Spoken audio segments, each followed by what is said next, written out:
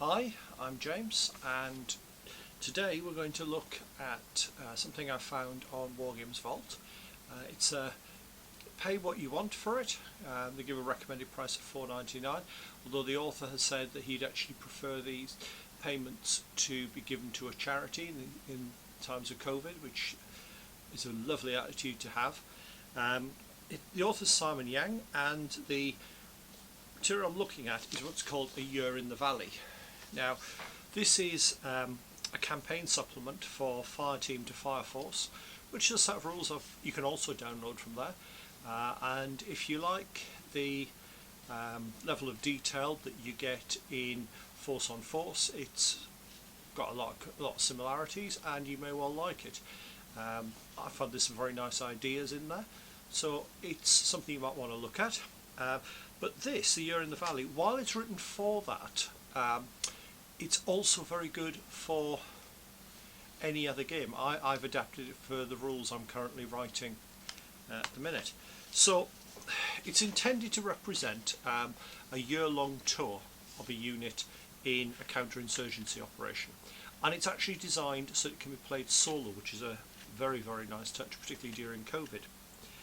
So you're actually going to be looking at using a platoon, and we'll look at sort of what you use in a minute. There are some special rules. It brings in a rule for fatigue. Basically, the more you use your troops, the more fatigue they get, the less effective they become. You can send your team on R&R or keep them back at the base, so there are options to do that. You can have a QRF, which can then be added to your force if you come into something. Looks at all the resupply bit, body removal, things like that. Brings in new rules for the game for light mortars. It's nice and simple. Basically then, you fight one mission per month for your 12-month tour, and going through the sequence, the order of play, you choose your platoon, select your starting enhancements, determine the starting popular opinion, because this is about winning hearts and minds. You can win the game militarily, but lose it by not having the population on your side. You roll for your mission, decide your starting force from your platoon, and add any add-ons that you want. Determine if it's a night or a day mission. Most of the time the regular forces will have a major advantage in nighttime missions with night vision gear. Roll to see if there's an ambush on your way to the mission. That's always quite interesting, because you've got a force and all of a sudden you've got the wrong force for the mission. You set up the terrain, roll for complications, play the mission, recover any casualties, and then decide what the effect has been on victory points, requisition points. The better you do, the more resources you get, and the popular opinion. So very, very simple mechanisms. Popular opinion is a really nice idea. It's how well you're getting on with the locals and how scared they are of the insurgents. If it gets really bad and it drops below 1, then you're actually now getting assaulted in the base, regardless of what mission you'd normally roll. So quite a nice mechanism. You then get your platoon organisations, and he's given you some very good guides. You've got a US Marine Corps platoon, the US Army platoon, a British Army platoon, and British Royal Marines. So you've got 4 different forces that you can use. All of them have got benefits and disadvantages. For example, the US Marine Corps, you've got a lot more troops because you've got 3 fire teams per squad, and you also get a Navy Corpsman attached as well. The US Army platoon has got the benefit of having a weapons squad with anti-tank teams in it and machine gun teams. The British platoon is probably the weakest in terms of number of troops, but it is very, very well armed, so you do get benefits there. And then you've got the Royal Marines, which is very similar to the normal British squad, but also gains the support section, which includes a sniper and a mortar, so that it's quite a flexible force. So you get that. You can then decide to enhance your platoon. For example, you can bring in a medic, you can attach a heavy weapon team, forward observer, light vehicles, make your troops veterans, have an armoured transport or an armed transport, and these have got varying costs which take away from the popular opinion score. So basically the more troops you have, the more you've got to do to win the game. Each month you actually get extra points, you get bonuses if you've had a minor victory or a major victory, and again you get very similar attachments there. You also get assets that you can purchase for missions. You might get, for example, helicopter transport, an artillery strike, air support, medivac, or a drone.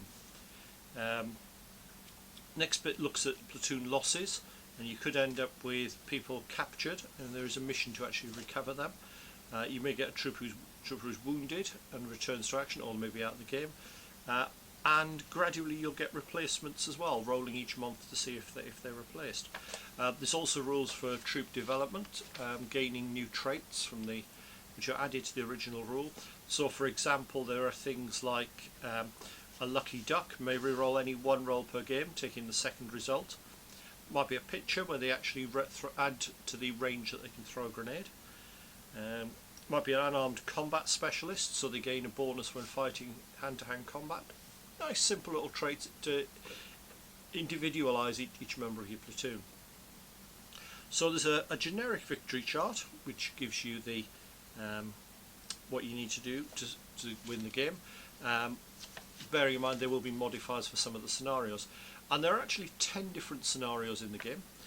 You've got Hearts and Minds, where you're visiting the local village, Convoy, a cash assault, Terminate, where you've actually got a specific target, Capture, similar but you need to actually bring them back, a Base Assault, which is bad news, that's an attack on your base, Patrol, a Rescue, because if one of your troops has been captured you can play that, or it can be used, for example, using a shot down pilot or something, or somebody you need to rescue, Defence, or establish an OP, and each of those has got different victory points to reflect what you're trying to achieve.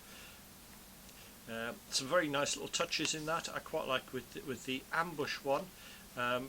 You actually will struggle to gain popular opinion on that, simply because it's a case of, well, they ambushed you, so you can't be doing that well. Nice, like I say, nice enough little set. There's a terrain generation table, which is kept very simple. Basically the table's divided into 9 and you roll an 8-sided dice to see what's in there, which could be open fields, hills, rough terrain, water, urban, an isolated building, or what they say, climate appropriate terrain. When I first looked at this I was assuming it was very much Afghanistan, but the examples that they include there are Vietnam and Iraq as well. You could probably even use this if you really wanted to have a bit of fun, going back to colonial era games. It would probably work quite well there. So you've then got these the contacts. These are the markers that are placed on the table. Generally there will be so many, which is one 4-sided dice plus 1, but each of the scenarios has got variations for that.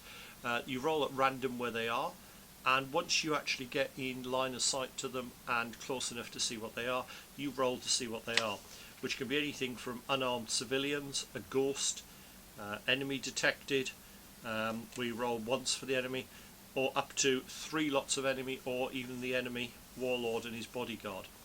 There's a nice personality chart for the enemy, for their leadership, which ranges from elusive through to fanatical, and it tells you then basically how to actually treat each of those in the game. So for example, we've got a 4 which is cagey.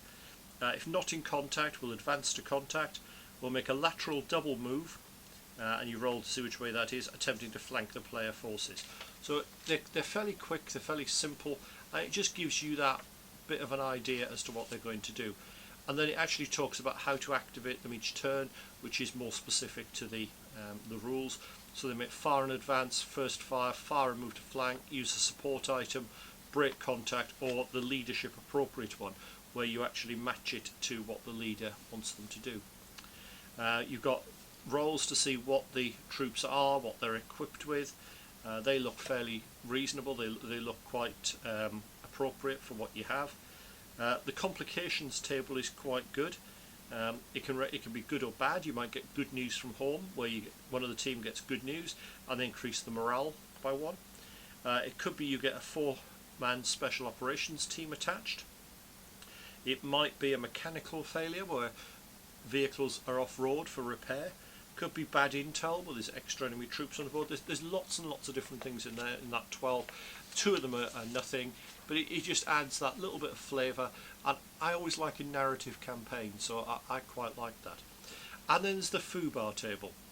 This is where if you're rolling for initiative and you come up with a natural one for the player, something's gone wrong. And this can range from IED attacks, mortars, your radios go down, air support is delayed, you might get a man down from, I like the list, heat exhaustion, twisted ankle or a bad curry.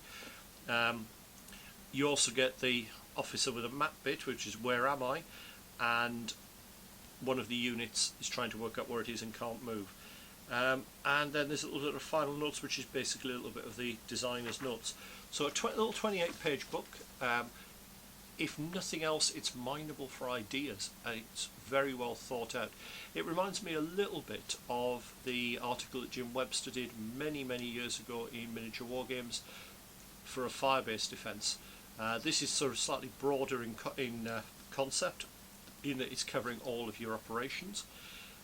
The only thing with that is it doesn't match up quite as well to the Jim Webster for the fire-based defence, but that was all that Jim Webster's was really looking at. So, end of the day, you've got 2 different potential games which can be used in different ways. This I would recommend.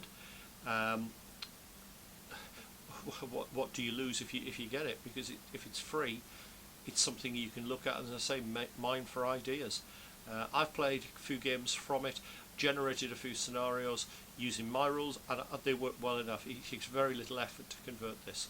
So I'd just like to say thank you to Simon Yang for making that available on Wargames Vault, and I've got no doubt that there'll be plenty of interest there. Please give him some feedback, please encourage him. I think he put this up in 2014. I'd love to see him do some more campaigns, because this is well thought out, it's well put together, it's well presented with illustrations as well, which are public domain. I can't really recommend this one enough. Hope that's been useful, and good luck out there when you start playing it. See you soon for another review.